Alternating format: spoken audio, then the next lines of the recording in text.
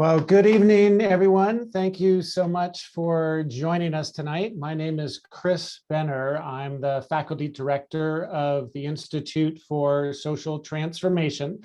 You're joining us tonight in a talk sponsored by the UC Santa Cruz University Forum, which is an ongoing series focused on the relevance of our research to the community and to broader social, economic, environmental, and political issues, and proudly featuring the impact of research conducted at UC Santa Cruz on the rest of the world. Tonight is also co-sponsored by the Institute for Social Transformation, the research institute that I run, which serves as an intellectual hub to support research connecting with the world beyond the university.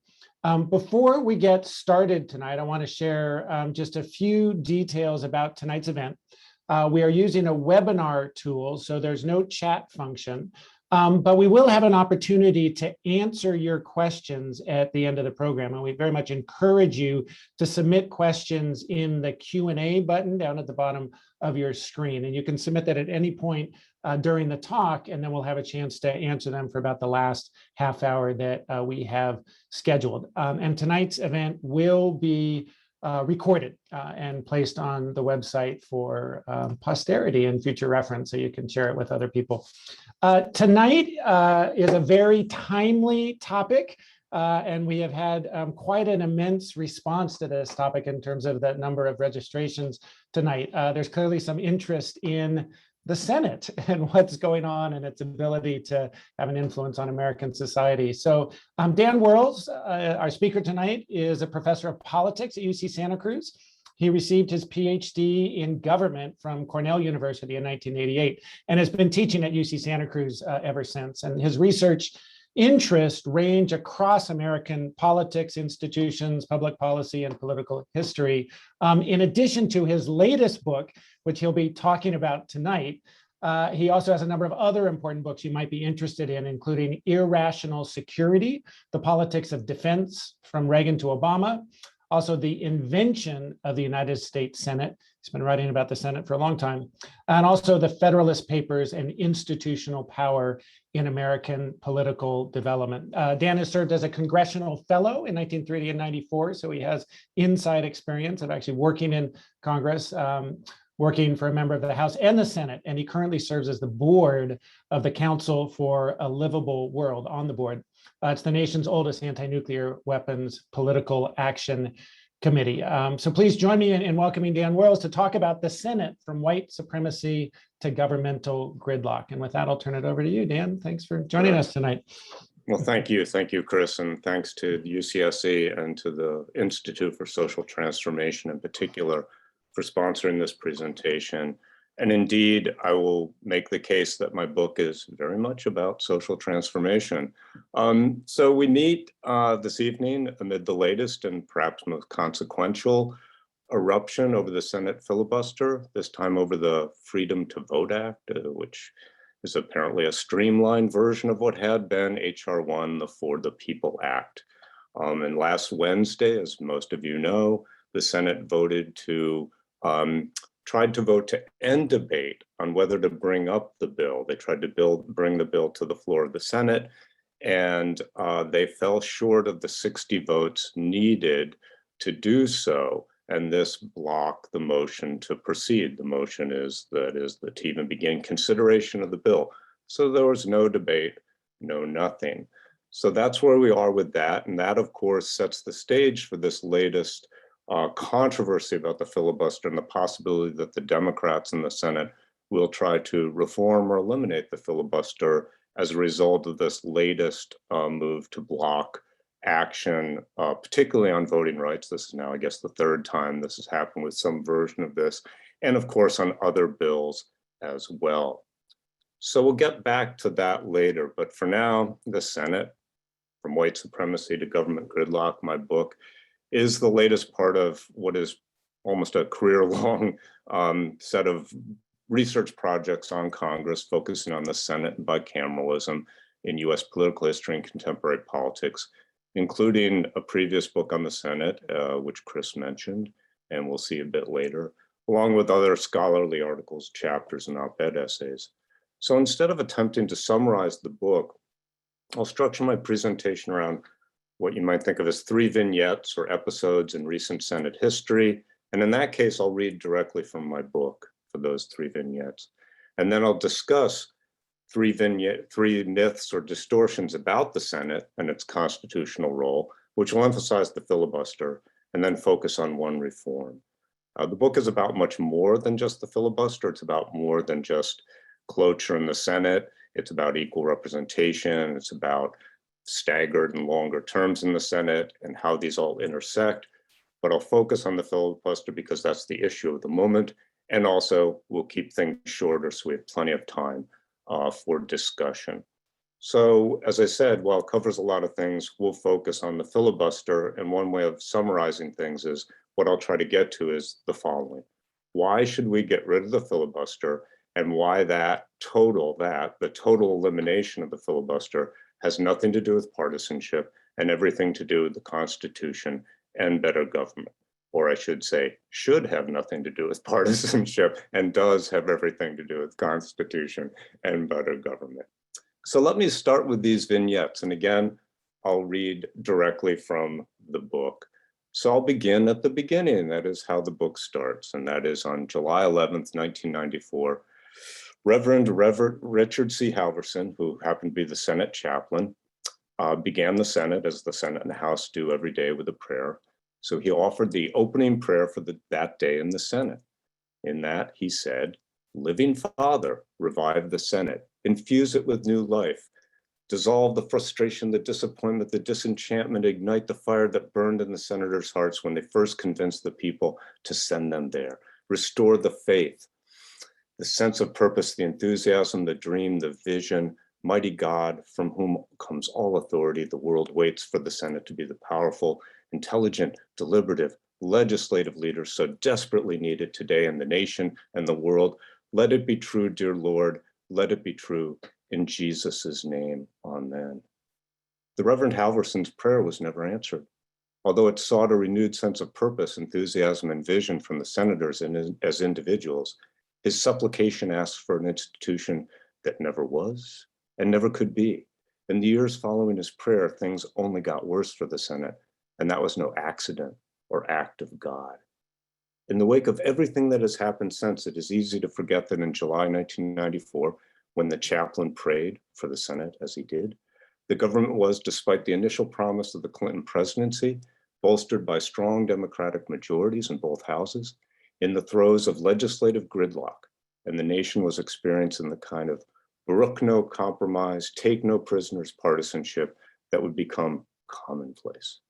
The Clinton presidency and the 103rd Congress were collapsing under the Republicans' use of the Senate to prevent bills from becoming law, something that would become more or less a fixed feature and bipartisan feature of the political landscape. By the mid-1990s, the Senate had become a citadel from which to thwart or impede what the other party, the House, or the president sought to accomplish. Vignette number 2, a decade later, on June 13, 2005, by a voice vote, the Senate passed a resolution apologizing, quote, "to the victims of lynching for the failure of the Senate to enact anti-lynching legislation," end quote. The resolution and apology referred to the long and bleak era from the end of the 19th century to the mid-20th century, during which more than 4,000 African Americans were lynched and almost no one was punished by local and state authorities. Apologies and regret for the shortcomings and failures of the United States in regard to various aspects of slavery and civil rights are not novel. What made this apology interesting was that the Senate was singling itself out. It was a Senate resolution about the Senate, not a joint or concurrent resolution to be passed by the House or possibly signed by the president. Senator Mary Landrieu of Louisiana, one of the resolution's principal authors and sponsors, put it this way: "Without question, there have been other grave injustices committed in the noble exercise of establishing this great democracy. Some have already been acknowledged and addressed by this and previous Congresses, and our work continues. However, there may be no other injustice in American history for which the Senate so uniquely bears responsibility. In refusing to take up legislation passed by the House of Representatives on 3 separate occasions and requested by 7 presidents, the Senate engaged in a different kind of culpability. The speeches that preceded and continued after the voice vote focused on the horrors of lynching and related civil rights matters in US history. Many senators covered this in considerable detail and with apparent emotion and sincerity. All fine and good, except that the resolution was about the Senate's failure, not the horrors and national shame of lynching. Only a few senators even mentioned the cause, the only cause of the Senate's failure, almost in passing, and none bothered to do more than that. The cause was the filibuster. Despite majority support in each case, the anti-lynching measures were, in the face of filibusters, withdrawn from Senate consideration.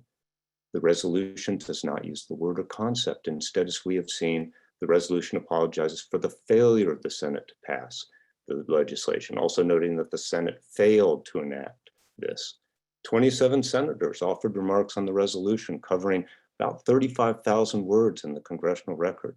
Only 6 senators invoked filibuster as the cause, and the word filibuster was used a total of 7 times in any form. These senators who filled pages and pages of the record with excruciating details of the history of lynching, including the stories and names of individual victims, barely mentioned the filibuster, cloture, or minority obstruction. On the one hand, senators took time for this unprecedented collective recognition of its institutional failures more than 70 years earlier, when it, hardly for the first or last time, failed to protect the rights of African Americans. Yet, on the other, even when this rare moment of bipartisanship prevailed amid the increasingly rancorous and polarized battles between majority and minority in this century, the Senate still missed the point about the filibuster and therefore about itself. And then finally, our third story. A few years later in 2011, the Senate engaged in its longest floor debate about the filibuster and Rule 22, the longest debate since 1975, I should say.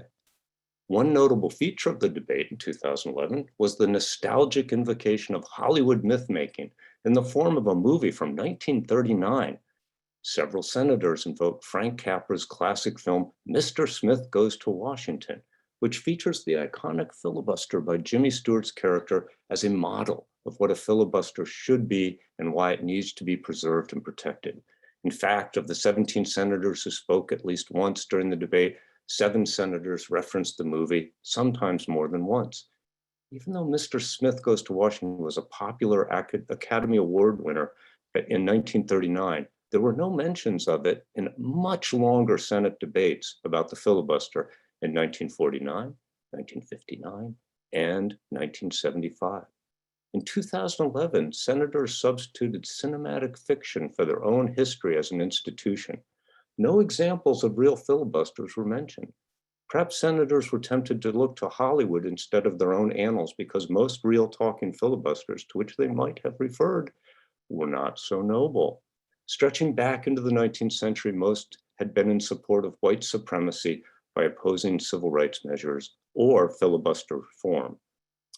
Not surprisingly, there were no encomiums for Strom Thurmond's record setter against the 1957 Civil Rights Act, for example. Instead, senators repeatedly invoked Jimmy Stewart and his character, Jefferson Smith, in the words of Amy Klobuchar of Minnesota, as a shining example of how individual conscience can matter because an individual can stay on the Senate floor to the point of exhaustion in order to stymie a corrupt piece of legislation. Much as the Senate 6 years earlier consciously avoided any mention or indictment of the filibuster in its apology for its failure to pass anti-lynching legislation decades before, senators in 2011, perhaps unconsciously, could not defend the filibuster with its own history. So let me now share my screen and bring this up. There we go. And indeed, there is the book on the left, The Senate from White Supremacy to Government Gridlock. And then the other book I wrote with, in fact, that is my brother, on the Senate a few years earlier, the invention of the United States Senate. So this has been a big part of my career, trying to understand the Senate, both in the first book, its invention and the intentions of the Senate that were, the founders had for the Senate. And then with this book, trying to complete that story. It's still a very historical book, but complete the story by getting us to the here and now in the contemporary Senate and the relationship or the place of the Senate in the U.S. constitutionalism, Constitution and constitutionalism. All right. So what are the main arguments? I'm going to concentrate on the filibuster. We wanted to give you an overview of just kind of how this is happening, what's happening in the book. I argue first, the Senate, with the help of various commentators and the citizenry as a whole, produced a constitutional mythology about its place and purpose. Across the generations, the Senate constructed important distinctions for itself, an exceptional role in the American system of government, one that has no firm foundation in the Constitution. And I draw parallels between American exceptionalism, the idea that America is this special country meant to lead the world, and has, again, this exalted place in the family of nations, with Senate, what I call Senate exceptionalism, the Senate's kind of view of itself as being the kind of exceptional institution in the sort of constitutional constellation of institutions. Second, these ideas about the Senate are part and parcel of its problematic role in the government process, a role shaped primarily by the combination of equal representation and the power given to political minorities by Senate rules of procedure. And then finally, while Senate mythology and the dysfunction are general in their origins and impact, that Senate has been uniquely related to the history of race in America, from the depravity of slavery through the protracted era of racial subjugation to the post-civil rights decades of inequality and underrepresentation. So what do I do? Well, it's not simply a historical or empirical analysis, so there is a lot of that in the book. This is ultimately a normative, that is a value-based critique of the Senate in relation to the constitutional and democratic governance. So the problematic ideas about the Senate's constitutional place and purpose and the governmental problems they entail, including the relationship to white supremacy, have evolved primarily from four core features and the relationship between and among them. So the book covers these four features and shows the relationships between and among them and how that relates to the Senate's self-perception and its problems as far as government. So the four are smaller membership, which we'll touch on a little bit, equal representation, which I won't do much with today, but the idea, of course, the fact that each state is represented by 2 senators, regardless of population. Staggered 6-year terms are part of the story, that they are elected for 6 years with only about a third of the entire membership up every 2 years. And then minority power, the rules of the Senate, which we're going to focus on, that allow for filibusters or other forms of obstruction or denial of majority rule. So I tease apart the Senate's constitutional self-image, exposing the particular relationship of the world's greatest body, deliberative body, to the maintenance of white supremacy, and explain the Senate's broader clash with modern democracy and effective governments. In short, the contemporary Senate is neither as the framers intended it to be, nor in harmony with the values and needs of 21st century democracy or republic. All right. So let's start, however, by making sure we're all on the same page about our main subject today, which is the filibuster, right? So one definition, so we're all, up to speed on this, and no one's left hanging wondering exactly what a filibuster is or is not. It is the general definition is the use of obstructionist tactics, especially prolonged speech making, for the purpose of delaying or preventing legislative action. Good enough. With the Senate in particular, because, by the way, filibustering could take place in maybe other parliamentary bodies. And in fact, it used to be the case that it was more possible to do something like a filibuster in the House of Representatives, that is, delay, obstruct, and so forth. So it's not unique totally to the Senate, but we've come to see it now, especially because the House has become such a majoritarian institution through its rules and practices, that we see it as the peculiar province of the Senate. So prior to 1917, Senate rules and norms of practice provided no parliamentary way to shut off debate if any number of members wished to speak. So Senate rules essentially allowed you to speak. You had to be recognized. When you're recognized, you were allowed to speak for as long as you wanted to, and you didn't have to stay on the subject. You didn't have to be germane, as the word germaneness is the word that's often used. So that was prior to 1917. There certainly were Senate filibusters, but there was also a norm that once you were done talking, you were done talking. There were very powerful filibusters back then, and they could stop things from happening and did stop things from happening. We'll give an example later on. But this often wasn't seen as a problem because the government wasn't as busy and other things like that. I won't go into the story, excuse me, about why that went back. Whoa, not sure why that leaped ahead. So, what I was going to say was that, prior to 1917, you could filibuster. I won't get into right now why they made the change in 1917. We could ask about that and talk about that later.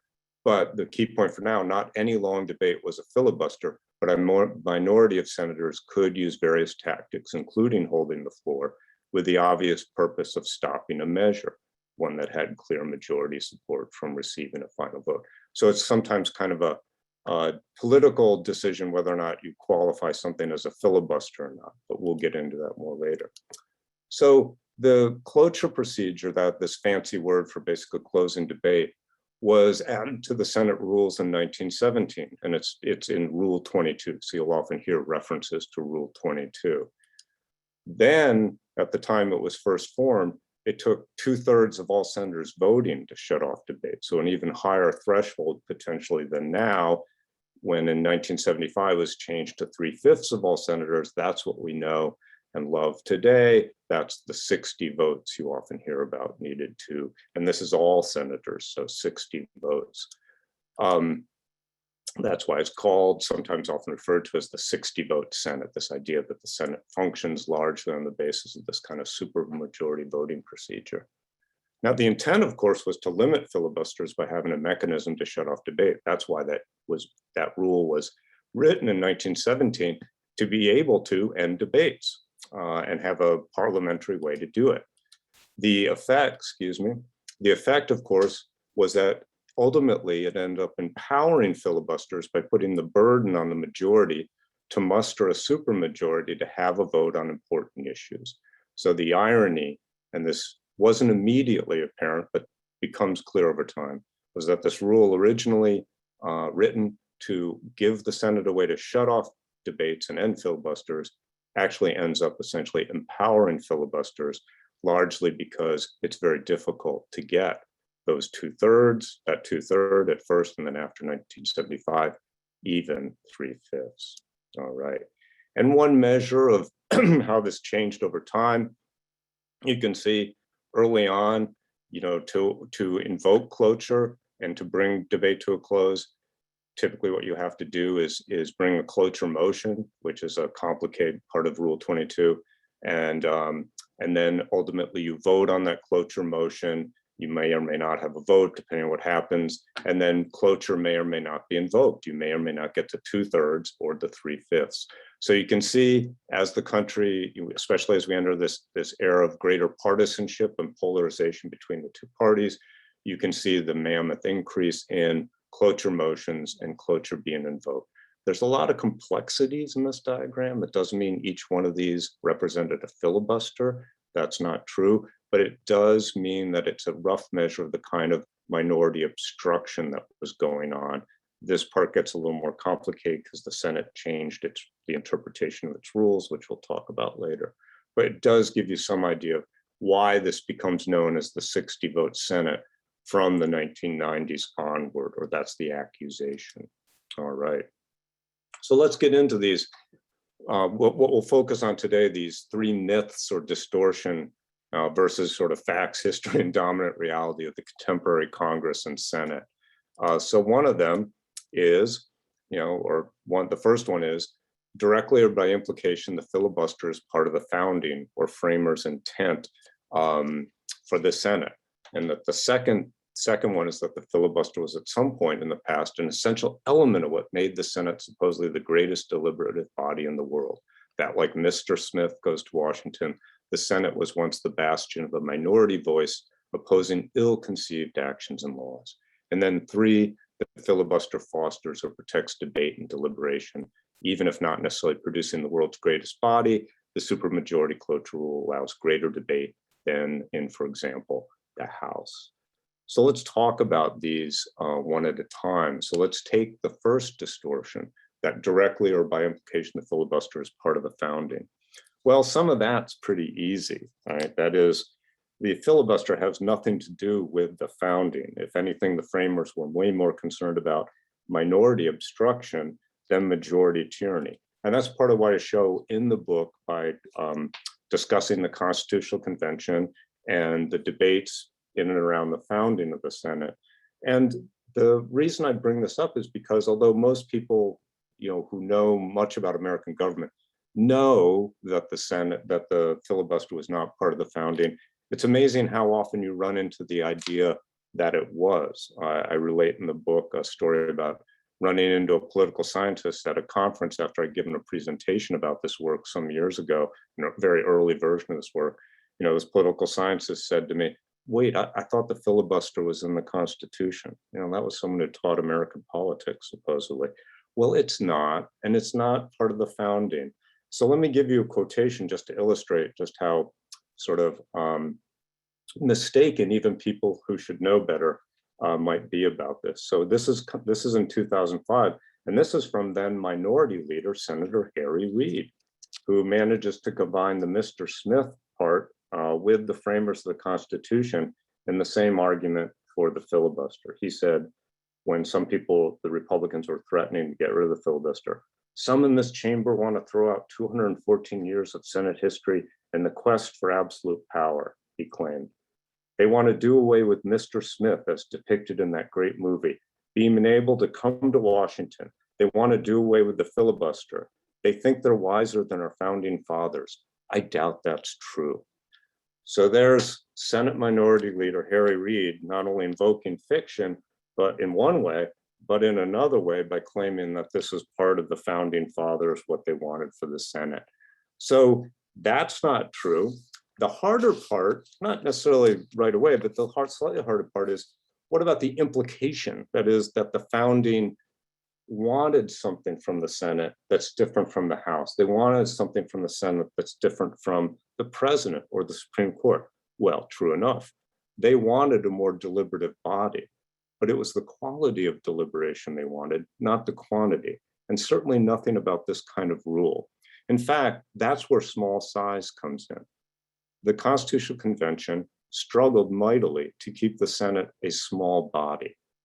This was difficult to do just because any form of representation, as the population grew, the Senate would grow rapidly. So having 2 senators per state turned out to be one way of doing 2 things at once: giving states equal representation, which people like Madison hated. He hated that idea, didn't want it, and keeping the Senate small. So Madison and others were willing to take equal representation, 2 senators per state, because it would keep the Senate smaller for better deliberation, not for endless deliberation. And I could say quite a bit more about that. All right. So as the small size, the longer term, and even the fact that senators had a higher age, right, age than the House members did in terms of how old one had to be to run for the Senate, or be elected, I should say, be elected to the Senate. That was what was to structure the kind of deliberation the Senate had. And then finally, there's a twist on the misconception, first misconception we're talking about, that people say, oh, well, the Senate was the Constitution's protector of minority rights. Well, that's not true either. Again, there's nowhere in the debates that they qualify or characterize the Senate as being the bastion of minority rights within the Constitution. Yes, better deliberation. Yes, equal representation of states. But that's what it was about, equal representation of states. What happened, and I show this in a couple chapters of the book, is essentially equal representation, 2 senators per state, gets transformed into this more general idea of minority rights. That is, if you're representing these states equally, clearly some of these states have a kind of minority status because they have such small populations. That means the Senate's about minority rights in general. That, of course, is in no way true. The great compromise that produced 2 senators per state has nothing to do with minority rights in general.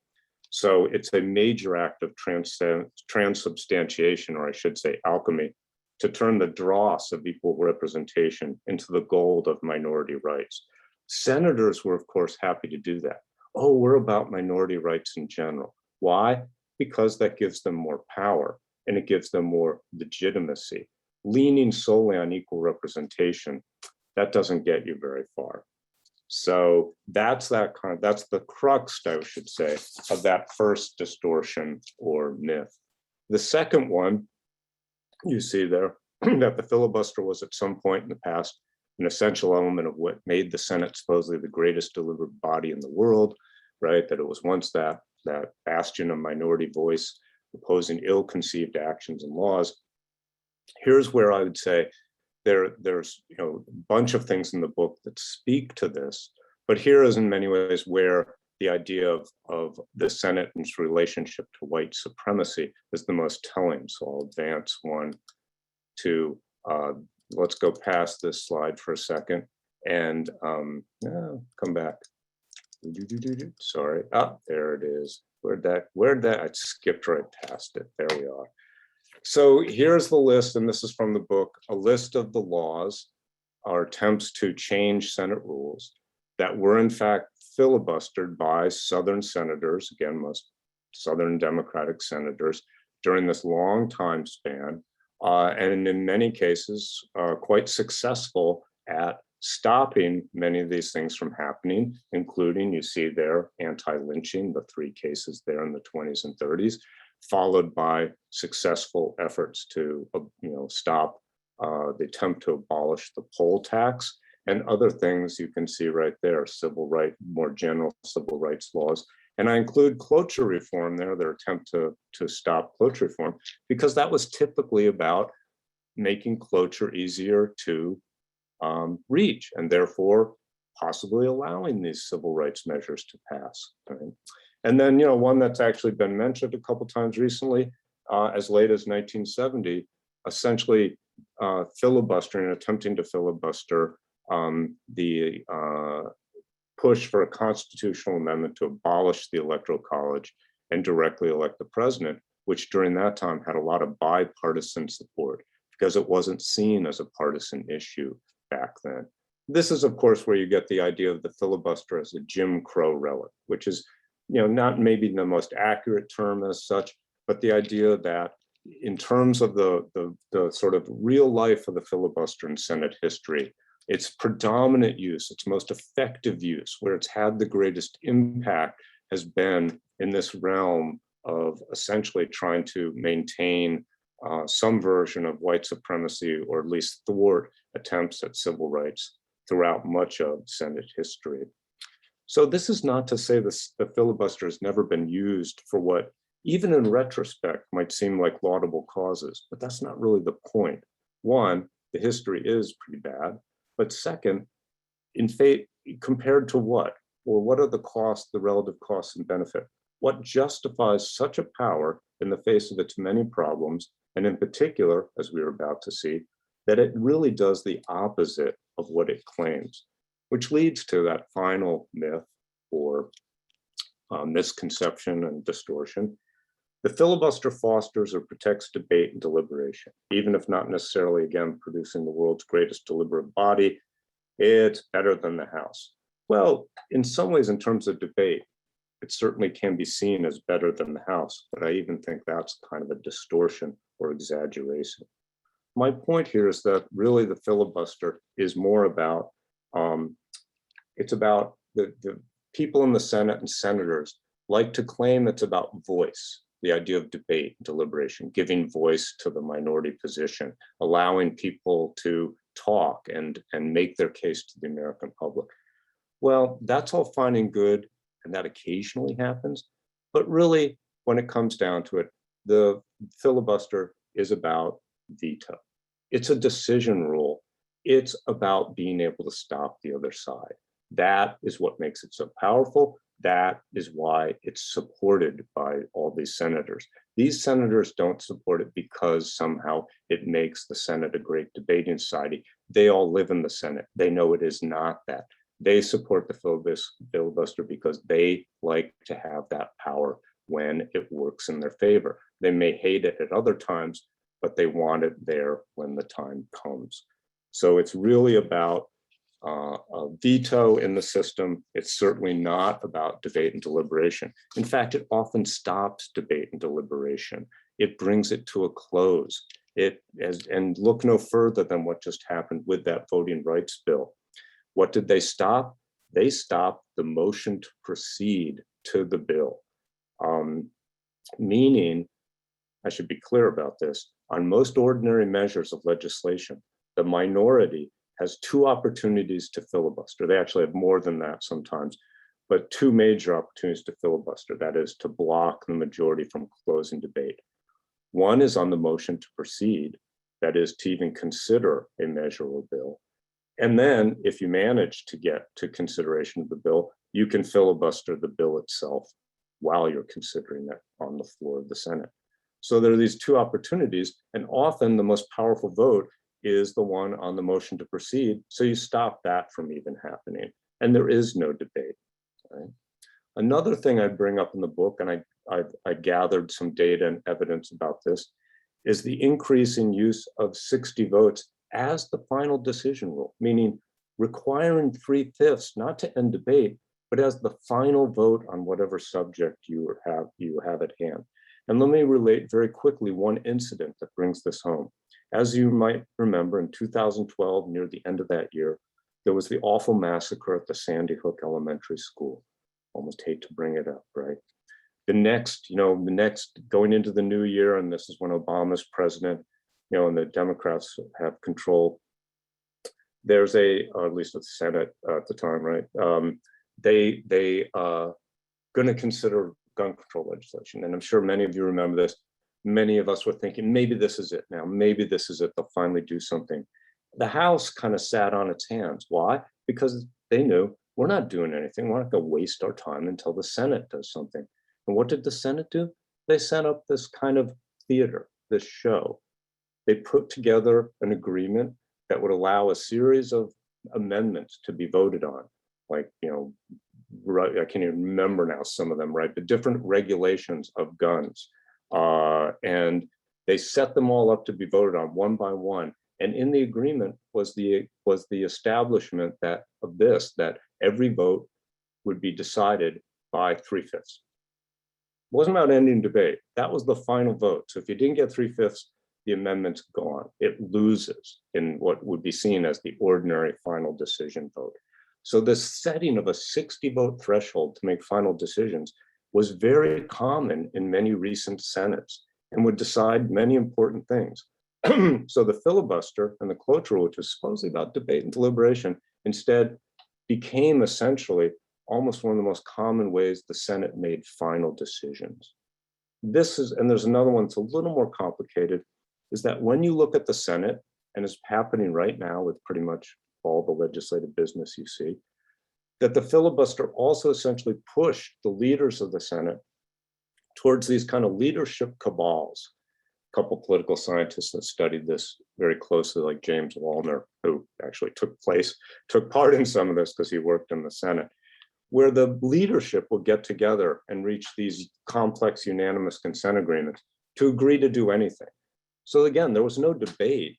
You had to have the leaders agree how to move forward in order to get around the filibuster. So it's almost anathema to what the framers wanted in terms of the Senate and its ability to deliberate publicly and reach some sort of better decision. And I won't spend time on this, but we'll come back to this maybe in the question and answer.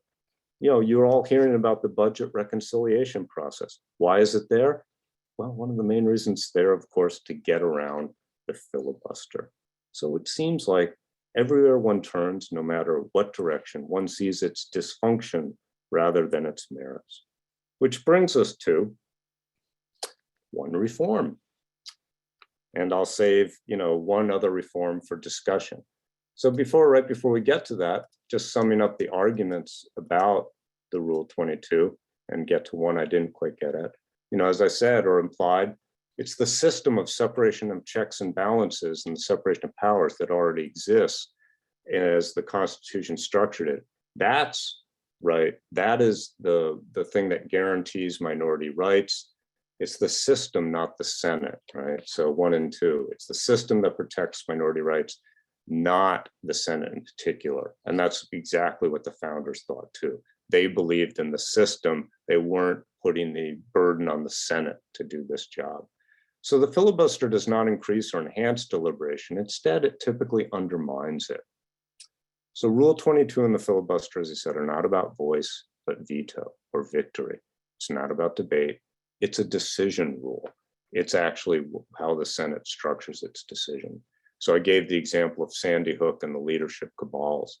As some other political scientists have put it, the filibuster became the fourth veto point in the American system. You have the presidential veto right in the Constitution. You have the House majority, which of course can not do something. You have the Senate majority, which can of course not do something and stop everything. And then you have the Senate minority. So the Senate in effect added a fourth veto point to the constitutional system of checks and balances. And it's especially hard to allow a body that already embodies a massive violation of the core principle of democratic equality, one person, one vote, to arrogate to itself, to add on to that, the right to create a supermajority decision rule. And think of it this way, people often don't think of this. The Senate has no particular right to make this rule about 60 votes or 2/3 or whatever it wants to do. Why? The House has every right to do the same thing. So why not have the House pass a rule for itself requiring, let's say, 75% to end debate? What's magical about 3/5? It's not in the Constitution. What's magical about 2/3?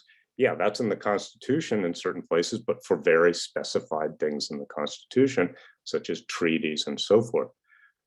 Hell, why not 75%?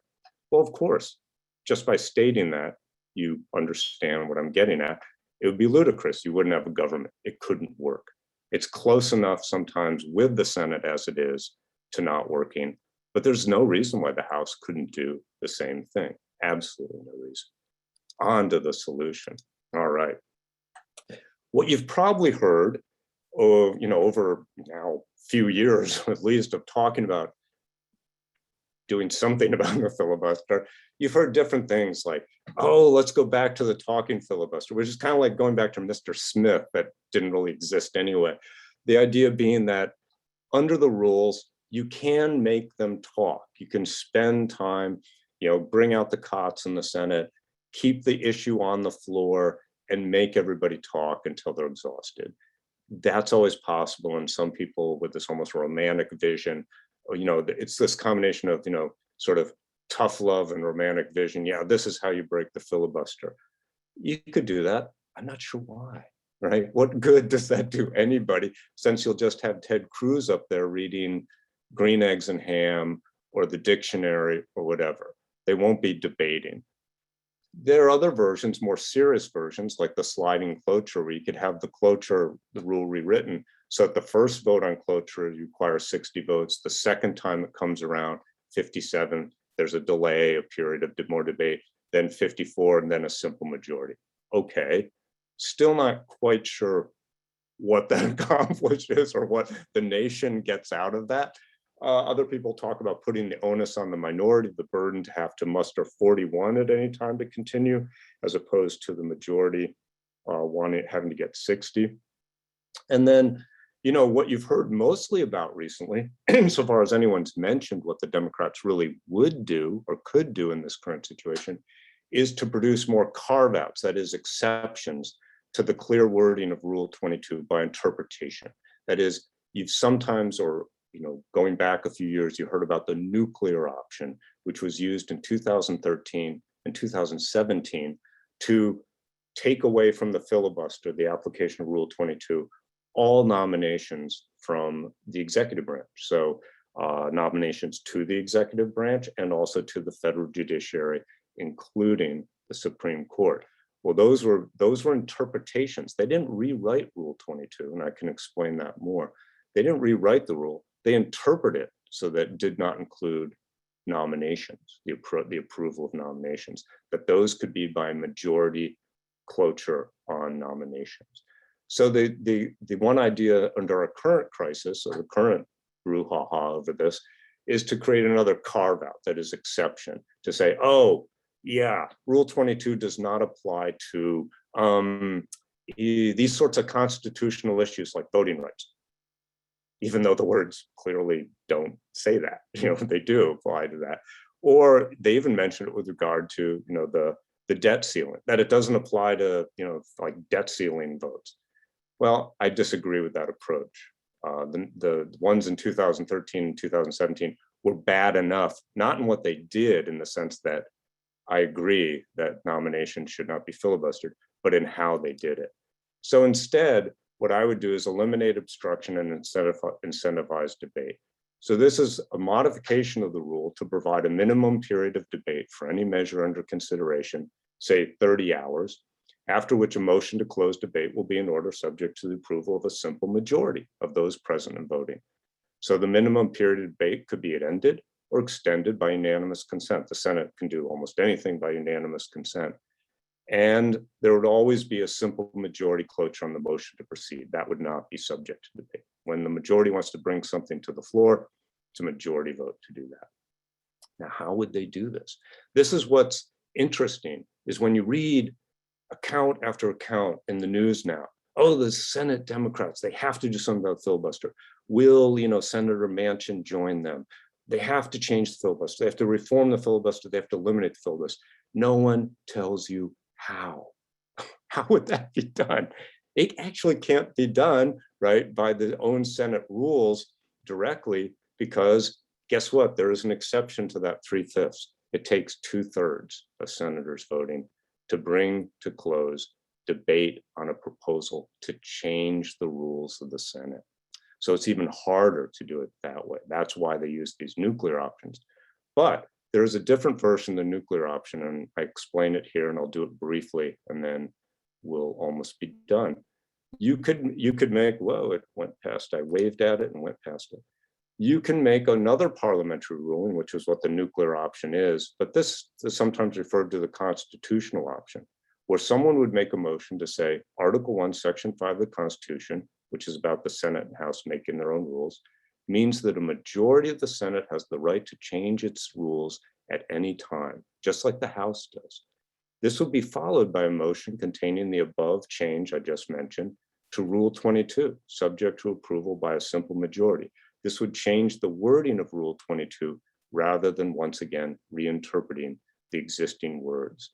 So you'd make a parliamentary ruling to say, yeah, the fact that we block a majority from changing the rules is counter to the Constitution. Now that can be debated, but it's on more solid ground than simply saying, oh, the words before you don't mean anything, so we're just going to make up another exception.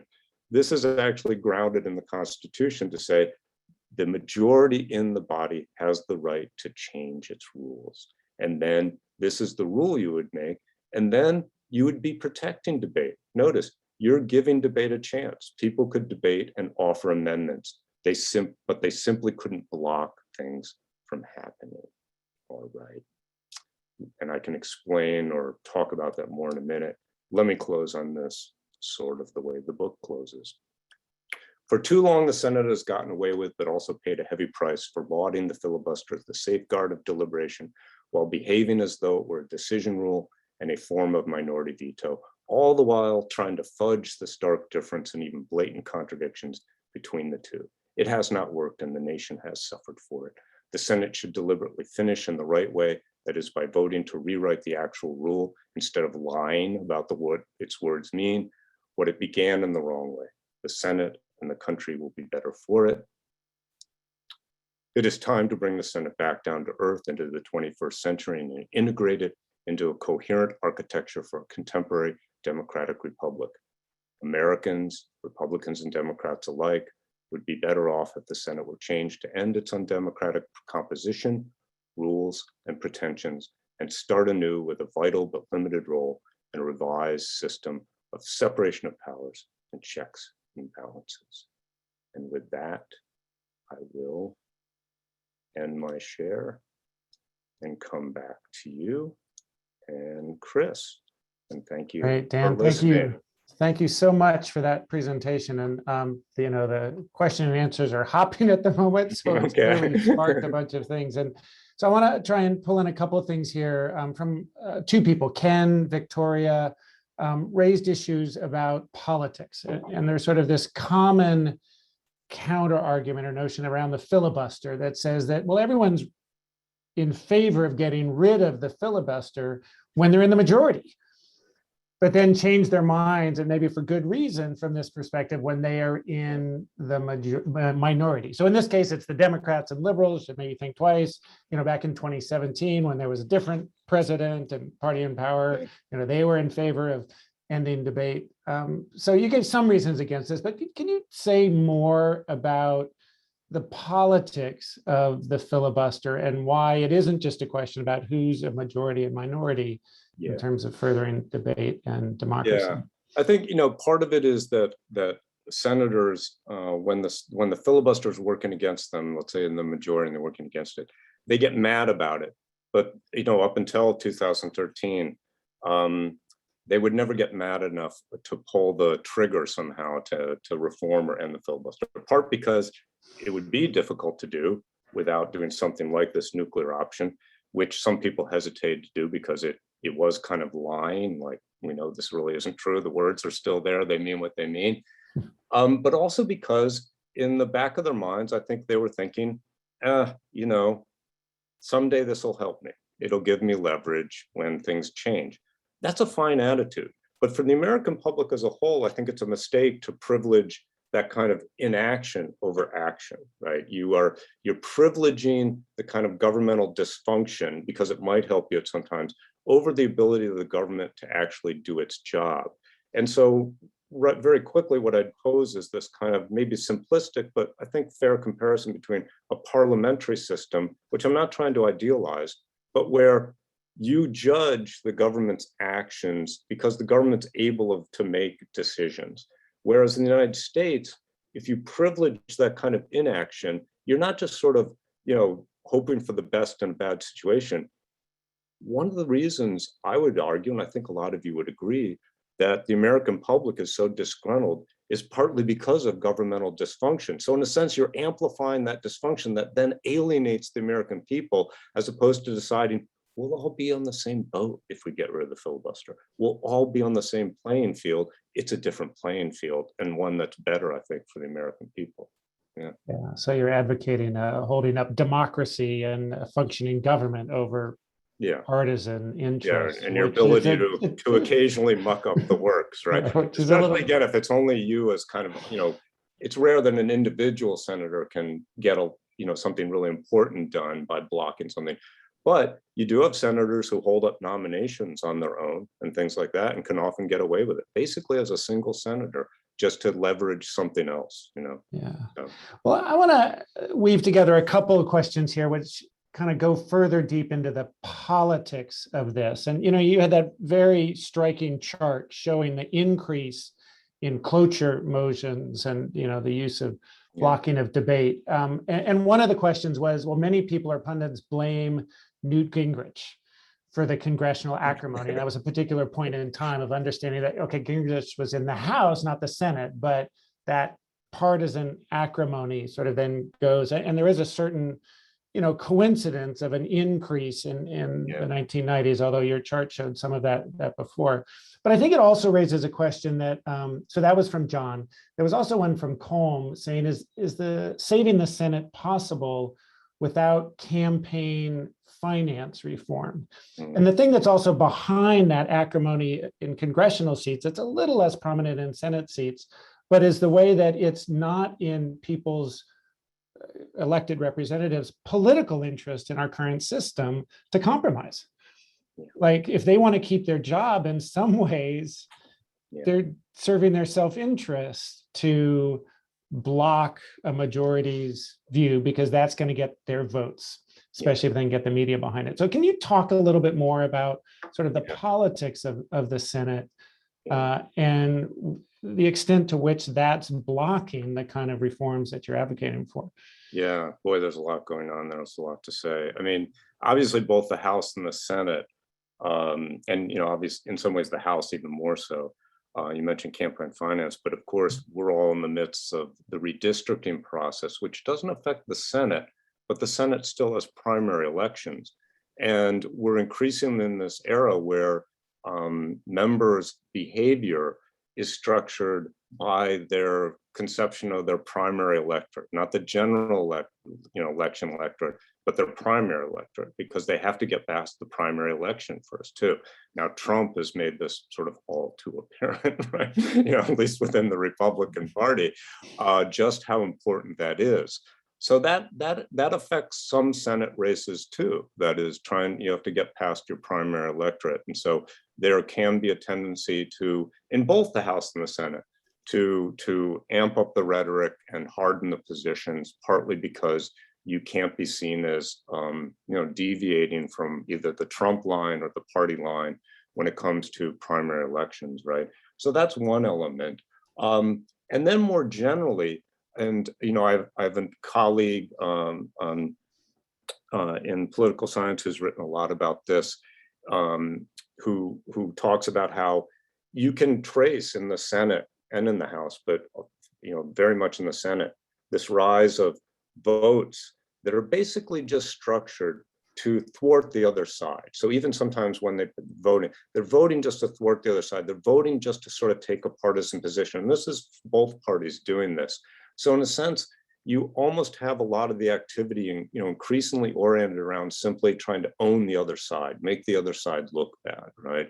So, with partisan polarization has come, I think, much more of this kind of behavior that's oriented towards really the next campaign, right? And part of that, again, is because as the two parties have become more separated ideologically and more homogenous ideologically, they're in their own worlds. So the idea of working across the aisles seems kind of like a waste of time for most of them, I think. Yeah, so that's part, it gets a little bit of what you're asking. Well, and I think maybe it gets into some other parts of your book that maybe you can bring in a bit, because as you mentioned, the filibuster is one important stream of the analysis, but and that's what your presentation emphasized. But how does equal representation, this issue of 2 senators per state, and as part of that, a minority representation, fit into your arguments? And there's a couple of questions here, including one from Lee, linking specifically again back to the title of your talk in the book, from White Supremacy, and the ways that, how does the equal representation fit into the argument about white supremacy and not just, Jim Crow and the civil rights, but sort of back to the origins of this country. Yeah. So yeah, just bringing that argument about equal representation and how it fits into the reforms you're proposing. Yeah, one of the things I cover is, deep in American history, when the country first gets going, and this goes back to your, basic American history, that before the Civil War, the Senate, ironically, sort of became the bastion of Southern power, because originally when the colonies became states and then the Constitutional Convention met, the assumption was that the South would have much greater population than the North because they were huge. They just went off into the Western wilderness forever, whereas many of the Northern states already had Western boundaries. And so the naive assumption in some ways was that that would mean population was greater, would be greater down there. So actually the North, many of the Northern delegates at the Constitutional Convention felt that the Senate might end up protecting them. And that was one reason some of them ended up being supportive of equal representation, because the South would dominate the House. Well, guess what? Totally on its head. The North grew rapidly in population. The South did not grow as fast. And so the South, through state admissions, used the Senate to essentially block whatever kind of attempts the House, in fact, did try to make to at least contain slavery, contain the enslavement, and sort of limit its growth and limits the South's power. So that's step one. And then, I go into, obviously, you saw the filibusters and everything. And part of that still was empowered by equal representation. And even though the South wasn't as overrepresented in the Senate by that point, it was still an important function of Southern power, was equal representation. And then, that leads to today, because we're not only hearing calls for filibuster reform, we're also hearing calls for, equal representation, not as loud, but they're out there. And mostly what you hear about is, oh, let's make DC a state, because that's about all we have to work with is making DC a state. And that's something Congress can do by itself. You don't need a constitutional amendment to change that. Well, fine and good. That would probably produce 2 Democratic senators, but it certainly doesn't end the problem of equal representation, because DC is one of the smallest entities in the country. So in some ways, it would only exacerbate the true problem with equal representation, which is the violation of one person, one vote, right? So maybe there's a really good reason to make DC a state for purposes of kind of democratic justice, but it certainly doesn't, let's say, solve the problem of equal representation, both as a violation of democratic rights or even as a political problem between Republicans and Democrats. But yeah. Well, maybe you can link that then to one of the questions from Ashka was, about the smaller membership in the Senate than in the House. And, there is this notion that it's a more deliberative body and deeper relationships. And I mean, the question was, what would the benefits be of having a smaller membership in the Senate than in the House? Mm-hmm. And by the way, the other solution I've heard to the minority representation is that many of us in California should move to Wyoming and Montana. Might help. Yeah. And there are the other thing about equal representation. We could talk about this more if someone's interested. But there are proposals to really reconfigure the Senate in that way. Altogether. Those are, of course, very complicated and typically do involve, of course, a constitutional amendment to, for example, redraw, essentially lines across the country to create equal population Senate districts and things like that. So, yeah, the difference in the size, to get to that question, it was intended to make a difference. And, at times, maybe it has made a difference in terms of both deliberation and sort of relationships in the House versus the Senate. But I think, again, today, that's pretty much gone with partisan polarization and the sort of hardening of the positions between the two parties. And I think I'm not sure there are any more sort of better relationships in the Senate between and among Republicans and Democrats than there are in the House. I don't know for sure, but it sure doesn't seem like it's much different. So with the Senate, one of the points I'm trying to make is that the filibuster rule, I would say, does not help in any of that, meaning it does not foster that kind of deliberation. If anything, it fosters anger, resentment, bitterness, because you're not trying to do something, you're just trying to stop us from doing something, right? Or you're literally trying to coerce us, meaning we're the majority, we have a perfectly good plan. And I'm not saying Republican or Democrat, I don't care which is the majority minority. We have a perfectly good plan, and you are literally using this to coerce us to do something different. That's not deliberation. That's not even really compromise. It's a decision rule. You're forcing us or attempting to force us to do something different. Why did we have an election? Mm-hmm. Yeah.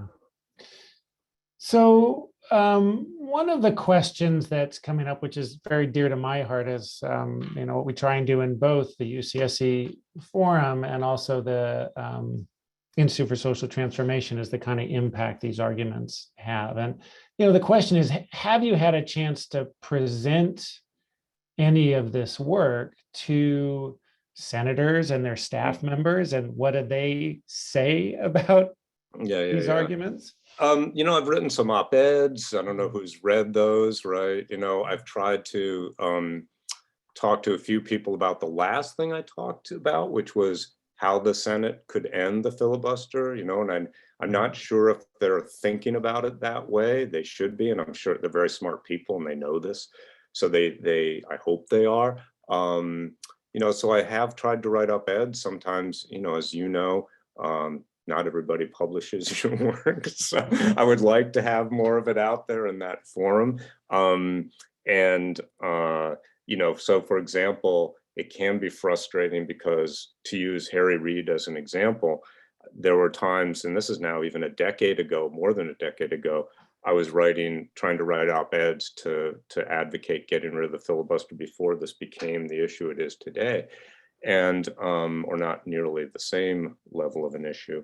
And, I might not get published, but then any sort of hairball that, someone on Harry Reid's staff coughed up. I mean, literally, it's true. You read some of these pieces and they were nothing but sort of platitudes and cliches strung together, and the New York Times would publish this. I get that. But it's frustrating, right? Because as some of you know, and I'm picking on Harry Reid here a little bit, he defended the filibuster essentially till the end. And then once he left the Senate, it was basically like, oh, we should just get rid of it altogether. Well, thanks, Harry. Maybe you should have thought of that while you were, you did do the nuclear option, but, you should have thought of that while you're in the Senate. So yeah, not just, I do try, beyond the book, I try to publish, in like the conversation, and then that gets picked up by various sources. But no, I haven't been asked to testify, let's say, in front of, I'm not sure who's actually holding hearings about that kind of thing right now. So, well, and this gets back to some of the question earlier about, what is the interest of those currently in the Senate to reform? And one of the questions has to do with sort of what more ordinary citizens can do. But before we go there, I want to ask you a bit about staggered 6-year terms. So that's part of your book, part of the argument. Seems uncontroversial, and yet it seems to be problematic. So what's wrong with a 6-year staggered term? Yeah, maybe nothing as such. It's more as far as the book's concerned, that it's part of the Senate's grandiose self-conception. What happened was that the staggered terms part got turned into this idea that the Senate was a continuing body because only 1/3 of it is elected in any given moment, where the House is the whole body is elected at the same time. Okay, that's a fact. Can't deny that fact. They turned that into a doctrine such that their rules never die. Because there's always the Senate returning, their rules never die. Now, as you know, of course, the House holds an election, and especially during like the 1990s, 98% of them would be the same members of the House returning. It's always stayed very high, and in the Senate too, even. So it's always been kind of a myth that somehow it's always turning over.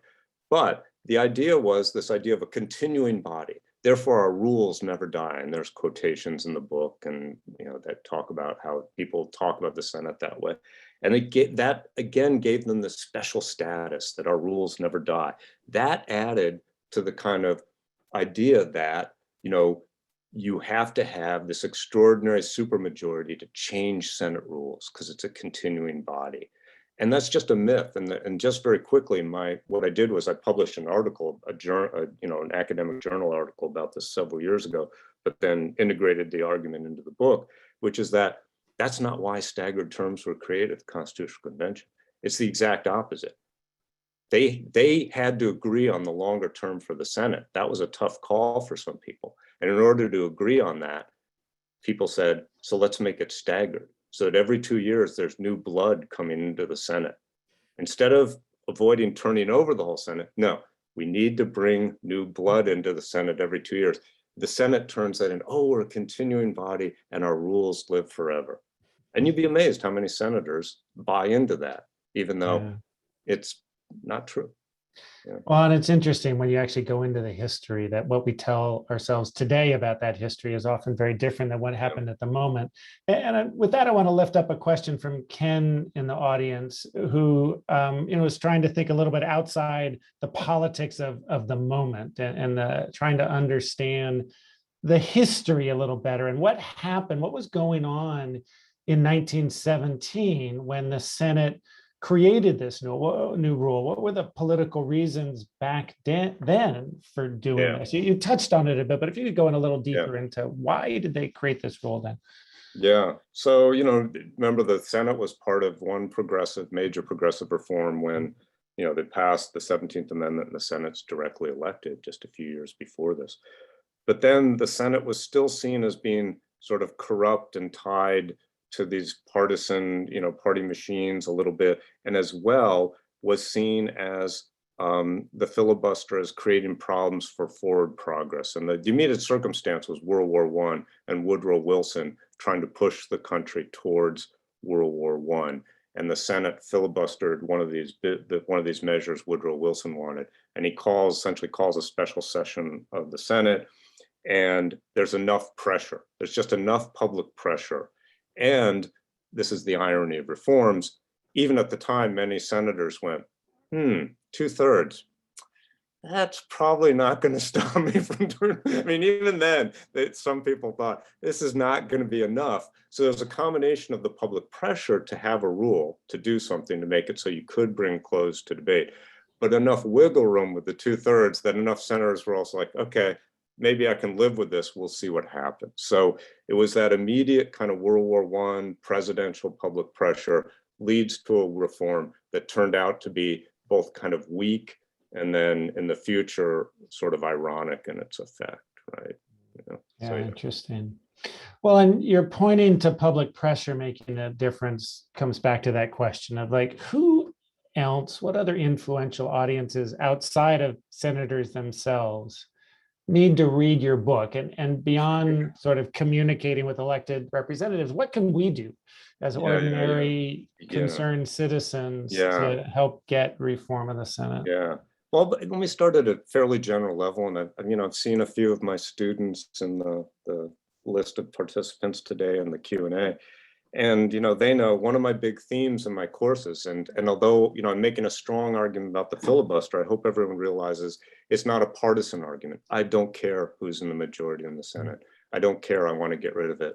Same with the Electoral College. I wouldn't care who that favored. I want to get rid of the Electoral College. The point is that I make in my classes to separate your constitutionalism from your politics as much as you can, meaning separate what it is you're for in terms of the best way to govern ourselves from your immediate partisan concerns. What should we do in the long run that benefits us the most, Democrat or Republican, liberal or conservative, based on some sort of criteria about better government, not how do we win the next election, right? Or what do I do with the results of the next election? So that's one point is I'd hope more Americans try to adopt that position and see past what's going on right now to think about reform in this more sort of long-term way. That might be wishful thinking in some ways, but it's certainly what I try to teach, right? The point that's related to that, and I say this in the book, is that, again, I understand Americans like, oh, we just want to elect the next person. Just if we get the right person in there, maybe that person will be able to bludgeon the system, like the president, into submission and do what we want to do. And that hope runs up against the fact that, as I put it, it's not the people, it's the institutions, or that's my argument. And so there was just a Politico article, I think, that I haven't had a chance to read yet, that talked about, is this another American moment of constitutional reform? It seems to be in the air, maybe. Are we heading towards some sort of new progressive era as far as constitutional reform? I don't know about that yet, but I sort of wish Americans thought more in those terms. That is, that it's about that in changing the institutions is almost a necessary precursor to actually getting things done in public policy that you want to get done. And who's showing us this? It's the Republicans, okay? You may be for them, you may be against them. They're showing us this. Guess what they're trying to do? Change the institutions. You may not like the way they're trying to change the institution, but that's what they are doing, right, in order to win. Now, again, it's easily viewed as the Republicans pursuing a strategy of minority government, meaning changing institutions in such a way that they can either win or have an advantaged position, even though they don't win the majority in many cases. So gerrymandering, the Electoral College, you could even say the California recall election is basically a form of minority government, right? Someone wins the election in the general election, you get them out by a minority vote in a very small election, so on and so forth. And of course, voting rights, right? The idea of changing voting rights such that it's restricting the electorate instead of expanding it. So, so that's not an action plan, but it is a kind of a plea to the American public to think about getting as much or more involved in institutional change as it is in, the next issue or the current issue. And Lord knows there are plenty of vital issues. Yes.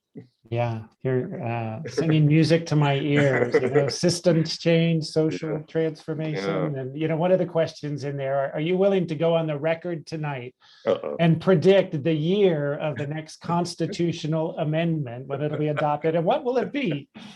Oh man, I don't know. It really was true that there was that moment in 1970 where, we could have changed the Electoral College, whether you agree or disagree. And part of that was because, as I said, it wasn't seen as a partisan issue then, because it wasn't as clear who it was advantaged or disadvantaged by. Now we're in this situation where each party clearly sees the institutional advantages from these different things. Equal representation, which a point I didn't finish, has clearly become caught up in this because the Republicans are advantaged by the smaller state bias of equal representation. There's no doubt about that. That didn't used to be as clear. Yeah, they were rural states a long time ago, but some of these rural states were more apt to elect progressive Democrats, George McGovern or something like that. Not all the time, but some of the time. Now it's becoming much less that way. And the bias is much more towards, smaller states, more rural states electing Republicans and the big urban states electing Democrats, as you all know. And the same with the Electoral College. So that's one of the problems is here I am urging you to put your constitutionalism above your politics at a time when that's becoming increasingly harder to do because it's in your face. It's just right there. You can't ignore the partisan implications of any of these changes. Yeah. Well, so again, just to push you a little bit on this constitutional amendment, like if you imagine a progressive movement, a popular citizens-led movement for a constitutional amendment that would reform the Senate and maybe more broadly our federal government, what would be a top priority for you? What should be in that amendment? Yeah. Well, ooh, boy, this gets complicated. I mean, one, to stick with one we've talked about, as many of you know, the Electoral College is probably a lot of people's highest priority. And there is this separate national popular vote plan that has been adopted by many states that conceivably, could kick into effect. And that would essentially undermine the Electoral College without changing the Constitution. And the idea would be if that really went into effect, that would sort of lower the barrier towards changing the Constitution, meaning once that goes into effect, you might as well just rewrite the Constitution to embrace direct election of the president. So if you've never explored what the national popular vote is, just Google that and it'll come up. It's an organization and a bunch of states have adopted it. It just needs to reach a few more states before it takes effect, some bigger states. So that's a big one. But, look, just very quickly, I end also on this idea that this is part of a kind of modern republicanism in general. And even though I'm talking about the Senate, in many ways, we have to think about the presidency too and the other institutions. And one thing about the presidency is we have this love-hate relationship with presidential power. We can't live with it. We can't live without it. But I'm convinced in many ways we have to, instead of trying to somehow keep presidential power in check, we have to restructure it so it's given the kind of right sort of authority in the Constitution. So one idea that a couple political scientists, William Howell and Terry Moe, have put forward is giving the president what they call universal fast track authority. So the president would have the constitutional authority to submit a bill to Congress that the president, the White House writes, submit it directly, and Congress would, let's say, have 60 days to consider that bill and vote on it up or down, no amendments. They're free to reject it. One house, the other house, both houses, free to reject it, but they're forced to act on it. Meanwhile, they can be passing their own bills. They can be doing whatever they normally would be doing under the Constitution, but it gives the president the power to directly set the agenda for at least those key bills and no amendments. And a 60-day or whatever day limit you want, 45, guess what? No filibuster, meaning you can talk a lot, but the clock will run out and you will have to vote, which is the same with like the budget reconciliation process. So it's taking what worked in their view in like trade legislation, fast track, they consider trade agreements, but they can't amend them. And then they have a certain number of days after which they have to vote up or down on them. This would be universal. So we could debate that idea, but at least it's this idea of giving the president authority to act within the Constitution to kind of overcome some of the disabilities Congress has, that their inability to kind of work together. They could still reject it, but it would again give the public a more accountability about why things did or did not happen. Mhm. So, Well, that I actually kind of like that one. well, and part of what that example points to is that I think we have to understand the Senate in the context of all the different institutions of the federal government. And one of the people in the audience asked the question about, well, can we consider the Supreme Court another form of veto? You talked about, the different vetoes there. And it also taps into another question about sort of the carve out and the way the carve out has happened over time, because that's been related to, Supreme Court nominees and federal justices. So the Supreme Court, I'd say obviously still the difference there is, though the Supreme Court has a lot of power, there's still real limitations to the court's power in terms of what they can rule on and the basis for their rulings. So it really does still have to be a constitutional question, and that doesn't come up in many, many cases, so it really does, can it be interpretation of the law? Yeah, but those are very particular kind of things. So the court's still limited in the sense that what it can rule on and how it can rule on it. So yeah, you could talk about the court as another veto point, but that's not, necessarily in terms of like directly in the lawmaking process. Let's say they're not directly in the lawmaking process. They can't stop something from happening. Right. They can only stop it after you've done it, So yeah. And then, in terms of the filibuster, my problem with those carve outs and so forth, meaning where you're just reinterpreting what Rule 22 says is, again, I think it's disingenuous and it's kind of a lie, and it makes it's sort of cynical. It's like, we'll just, by brute force change the interpretation of this. Whereas I think there's a better way to do it that's more honest about what you're doing and why. Yeah. I want to go back to something we touched on a little bit, but just lift it up as we get towards the end here. And we have space for a couple more questions if people want to ask them. But it has to do with the argument about reparations. And you make the argument that reforming the Senate, particularly equal representation, can be seen as a form of reparations. And what do you mean by that? If you can elaborate on that a bit more. Yeah, that is, when you think about our debate about reparations in particular for African Americans, there are proposals. Well, a lot of the books you read about and articles really talk about like why this is. Again, why do we need to do this, or should we do this? And not so much how we will do it. They kind of often leave that hanging. But when they talk about, sort of how we'll do it, what form would reparations take?